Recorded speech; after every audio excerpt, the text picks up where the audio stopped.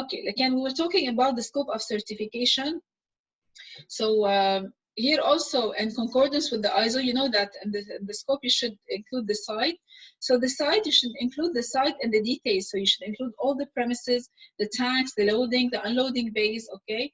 And here, whenever the company decide to exempt some part from the scope, so you can mention this, but you have to convince the certification body that the exemption of these parts will not affect the food safety. So you have to detail the reason for exemption. Okay, يعني أنا قررت okay في مستودع ما بدي أدخله، بس هيدا مستودع هو موجود مزبوط بالسايت عندي، بس هيدا مستودع أنا حاطة فيه أغراض ما خصهم بالأكل ولا خصهم بالاندستري. So بقول له إنه although مثلا this warehouse is within the site of my premises, but it's not going to be included in my scope, it is exempted.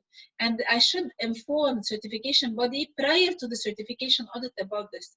And I should detail why I exempted this part of my industry from the audit, okay?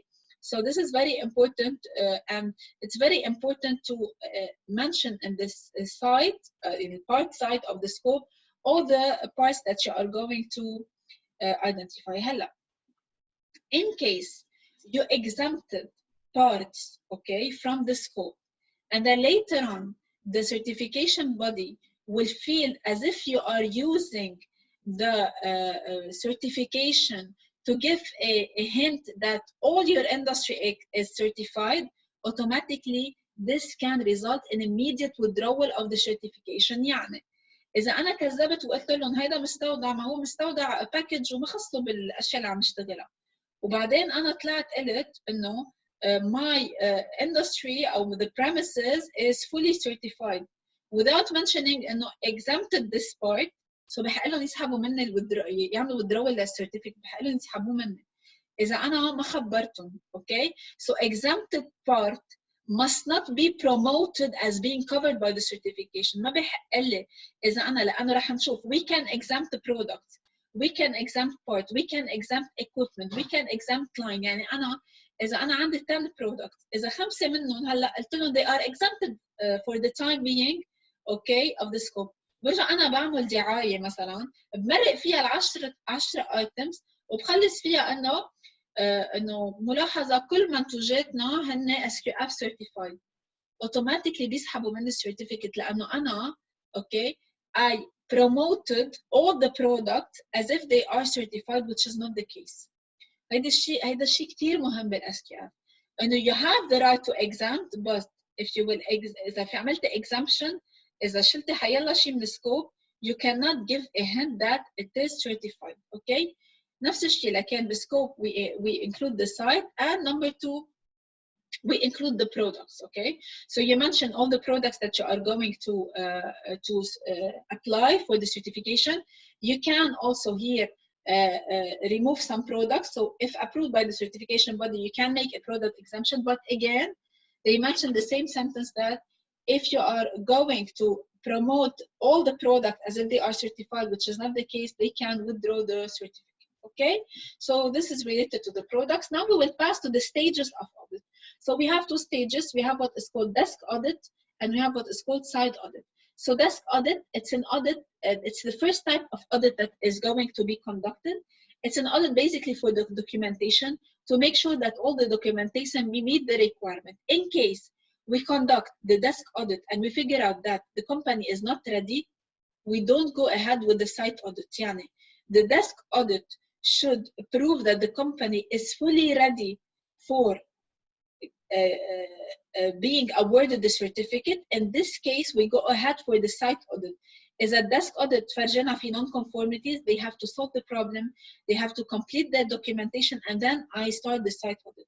So the site audit is conducted on site and determine the effective implementation of the site audit documentation. يعني the site audit basically will show us if the documentation are really implemented. Okay, when a site operates under seasonal conditions يلي هن في مثل قلت لكم قبل في factories they do the main bulk of their jobs under seasonal conditions. يعني مثلا 5 أشهر شغلهم بهال5 أشهر So I don't audit the premises بباقي السنة. لا, I need to audit during the season. So the certification audit should be completed within the high season. هلا, from the part of the auditor, so نحن حكينا the scope from the part of the side of the industry.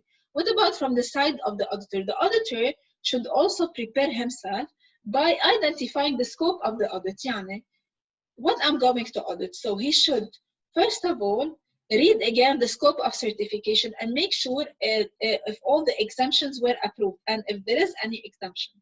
Number two, he should be aware and read again the SQF code for manufacturing and the applicable modules to make sure that he's ready to make the audit. He should decide upon the audit duration, and to do so, he should be aware about the size of the company, the number of branches or locations, and the number of products that he's going to audit. Okay, so هون عم نحكي certification لكن قرروا food safety auditor and the fee structure. يعني لازم تعرفوا هون إنه ممكن أنا أكون بلبنان وقررت to apply for an SQF certificate in Australia.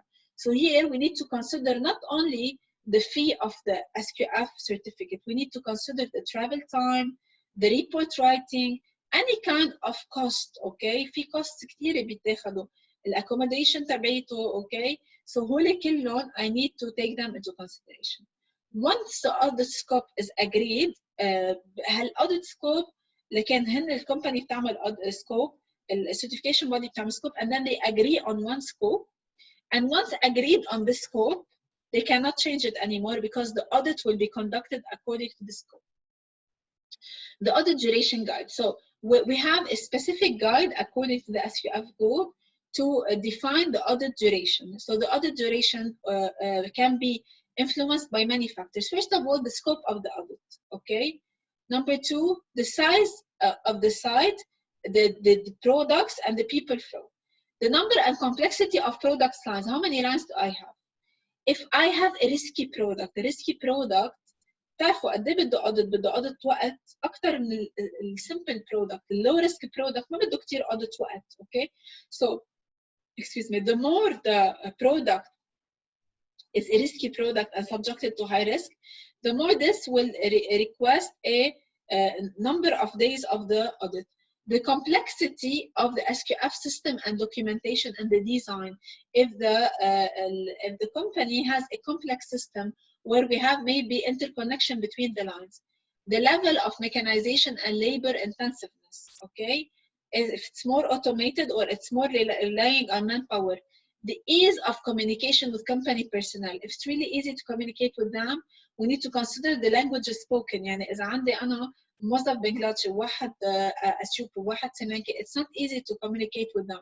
So this will oblige me to take more time while auditing. The cooperation of the site personnel.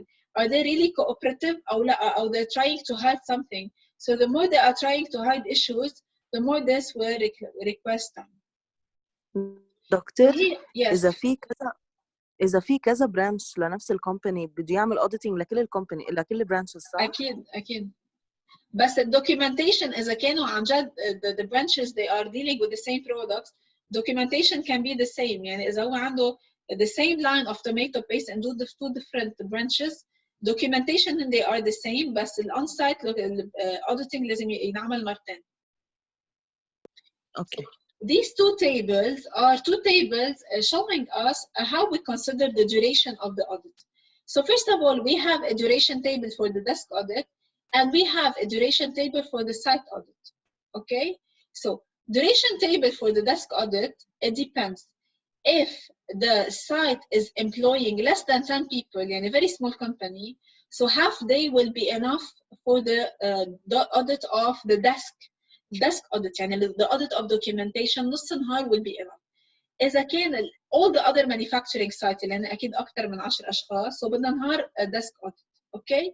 هلا what about the site audit? The site audit will consider many points. First of all, we have what is called basic duration days. Okay, the basic duration days يعني including the HACCP plans. So as a food manufacturing site less than 10 people, we need 1 day. As a more 2 days, and we add additional type for every HACCP plan.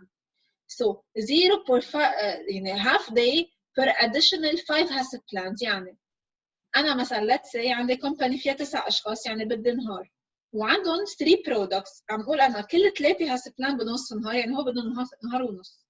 إذا عندي company هن كمان 9 أشخاص بس عندهم 6 products يعني 6 HACCP plans يعني قد إيه نهارين and etc. Okay, but also I need to consider the additional days اللي هن based on the number of employees. هون إذا عم نحكي big companies لأنه نحن هون قلنا all the other sites، بس the other sites could be 200 could be 400 could be 600 could be 4000.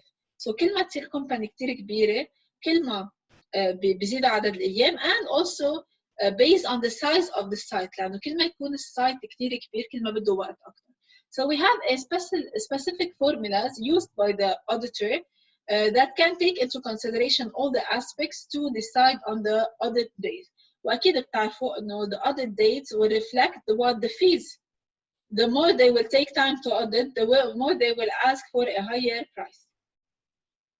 The desk audit. So the desk audit, it's an independent desk audit that will be done by the SQF auditor. So the desk audit is conducted by the SQF auditor appointed by the certification body. So desk audit شو شغلته؟ أول شيء the desk audit should make sure that they really assign a qualified personnel بنسميه مثل ما قلنا من شوي SQF practitioner. That they really implemented all the CCPs and they made validation verification, okay? And they documented the scope of certification. And here, the certification body should notify the importance of making any correction or any corrective action to be completed by the site before conducting the site audit. يعني أنا عملت الديسك audit بس طلع عندهم 1, 2, 3 gaps. I communicate this with them. They need to solve the issues and then I can proceed with the site audit. So what about the site audit? So the site audit مثل الISO. So the site audit, I need to make sure that I implemented the SQF system, that the hazards are really identified and controlled, that there is a proper interaction between all the SQF elements, the managerial level, etc. There is a level of commitment that I noticed on site, and that the exempted areas do not pose any risk on the safety of the product. As I already mentioned, بس هون لما عم يقدروا يشوفوها على الأرض, they can really identify if there is any risk from exempted any areas. Corporate audit, so as I mentioned also before, so sometimes we have in large corporation, we have some functions that can affect the food safety, but they are not being handled on site. مثل sales. يعني department sales بيكون ب separate building أو ممكن ب separate location, but they can audit the sales department, they can audit the graphic design department, they can audit the purchasing department. These departments will affect the food safety indirectly and they can be audited, but this is, again, this is optional. So, but when we audit them, so we need to take the audit into consideration, and we cannot certify them if they are not fully certified corporate site and desk audit.